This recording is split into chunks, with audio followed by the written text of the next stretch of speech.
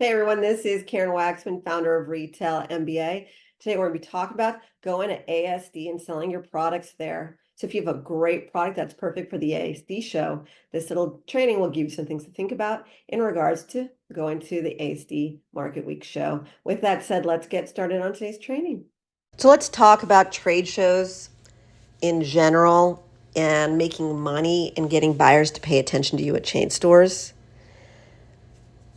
Some of you are going to go to one individual trade show. Some of you want to create a whole business around it. Some of you will like one and want to go to more. So I decided to create a training on trade shows and chain stores so that you get the essence of what you're in for and what people are doing wrong. And then how to fix that so that you can make as much money as possible, because that's ultimately what we do at Retail MBA. We help people generate revenue with their consumer products brands. Trade shows. There are trade shows out there that are massive. There are trade shows that are smaller. And some people ask me, should I spend time at trade shows? So let's start with that. I teach a methodology that avoids all trade shows, not because I dislike trade shows. It's just that some of you don't have money to go to trade shows. So if you don't have the money, you need to come up with other ways to do it. Because if you go to a show, you're paying for the flights, people coming in, the visual art presentation. You got to spend 3 days or whatever at a show. You got to talk to people nonstop. It's intense. And some people's personalities are, I'd rather die than do that. And some people would say, I want to make a bunch of money and I believe in trade shows.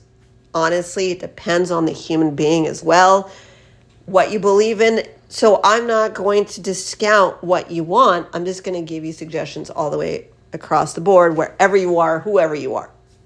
So we teach a methodology how to just go directly to chains for buyers without having to sit in a booth and wait for them. So if you want to learn how to do that, we have a training system that's actually a coaching and consultancy do-it-yourself program called Retail MBA. It's a year of coaching, it's training, it's all the things you get into stores. Hopefully it's a wonderful program. We've been selling some version of it for the last decade. It's helped a lot of people make a lot of money. So if you want to avoid the whole trade show scene, there's a solution there. If you want to stick to trade shows, I've had clients who make a fortune at them. And so let's talk about that. So when you go to a trade show, whether or not they're a bigger show or a smaller show depends on what you're looking for. If you go to the smaller shows, chain store buyers tend to not go. They don't have time. So the bigger shows, bigger chain store buyers are going. Sounds obvious, unless it's in their local area and maybe they're willing to stop by. Generally, it's not going to happen where a big buyer goes there. The smaller shows are going to be more related to you selling products to the local mom and pop shops, distributors, stuff like that, who are willing to work the circuit to generate revenue. So just be aware there's a difference there. If you're selling at the bigger trade shows, what's going to happen is you're going to need to spend some money on it to make it look great. You're competing with the big dogs. You're competing with the bigger companies. Now, there are organizations like the United Inventors Association where they actually have an inventors area usually. So if you have an invention, it does cost a little bit less, and you can be in the inventors corner. And those are really cool because a lot of buyers like the inventors corner. So that's an option. Like the International Houseware Show has the UIA. They have a section there for inventors. A lot of the shows now are setting up new product divisions. Even the Consumer Electronics Show has a new product division. So if you want to set up there, they tend to be a little cheaper if you're a new product versus an established brand. They help you out. They put you in an area, and honestly, that's a great area to be in, the new product, new invention areas. So the UIA has it for the National Hardware Show, Super Zoo, a lot of the different ones. Just take a look at the websites and see whether or not they work for your particular trade show. If you're going to work for the bigger shows, the booths need to look like a little retail shop, basically, if you want to make any real money. I've seen people go to shows and just look ghetto, and it's not really going to be a big money maker. Now, you don't have to spend a lot, but just enough to make it look like a little show, a little retail booth. And so that's something to consider, meaning they walk up, it's beautifully displayed. You get my point. The other thing is you're going to need samples to give away, and a good amount. So you have to have that ready. You also need maybe more than one person working that booth. A lot of people are there. And also, you need to reach out to retailers before the actual event to let them know about your booth. And if I could tell you the one thing I've seen at these shows is that people don't do that most of the time. They just wait for people to walk by their booth. So if that's you, that's okay.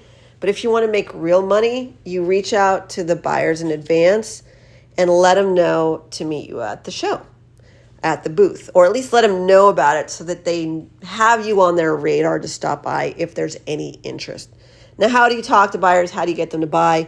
We actually have that training I mentioned called Retail MBA. They'll walk you through how to speak to buyers, how to reach out to buyers appropriately, how to prepare them, the marketing collateral, to talk to buyers. If you're willing to do that work, we can educate you on how to do that. In a weekend, you can learn how to do all this stuff through our Retail MBA training system and so forth. However, ultimately, the concept here, make real money, reach out to buyers in advance, let them know to come by your booth. If not, you're just hoping for a hit or miss. Sometimes people are crushing it at trade shows. Sometimes they're doing terribly at it. And so the more you can help yourself by getting the buyers to come there, that would be great for you. Also, the last thing I'll mention that really is something to consider is everybody at the show will say, I'm interested in your product a lot of times. It's the excitement of the energy of the place. And a lot of the people, distributors, everybody will say, I'm interested. When you leave, 80% of them will die off. Now, I'm not cynical. I just have seen this for so many years. I've spoken at almost every major trade show, everywhere, so for years and years. And I work with a lot of you guys. And I'm not just saying that to be stuck up or anything. I literally spend a lot of time at these shows. And what happens is you get so excited, you get so pompous about your product that you forget to follow up with people after the show, and you lose a lot of opportunity because they forget too. Or they get tired, or they get sidetracked, or someone else reached out to them. So you want to do the follow-up as well to make sure that your product does something. Otherwise, a lot of times they'll forget about you, which is highly irritating, but write down the ones that could make you any money and follow up with them. The final thing I'll also mention is make sure they can buy units on the spot at the location, meaning you have some sort of form, some sort of something for them to be able to buy on the spot if they want to do it. Sometimes buyers just want to buy stuff on the spot. This is Karen Waksman, Retail MBA. I hope this helped you with trade shows. Really excited to support you if you want to learn how to communicate with buyers effectively in the booth or out in the world or beyond just at trade shows. Take a look at what we're up to, retailmba.com. Thanks so much.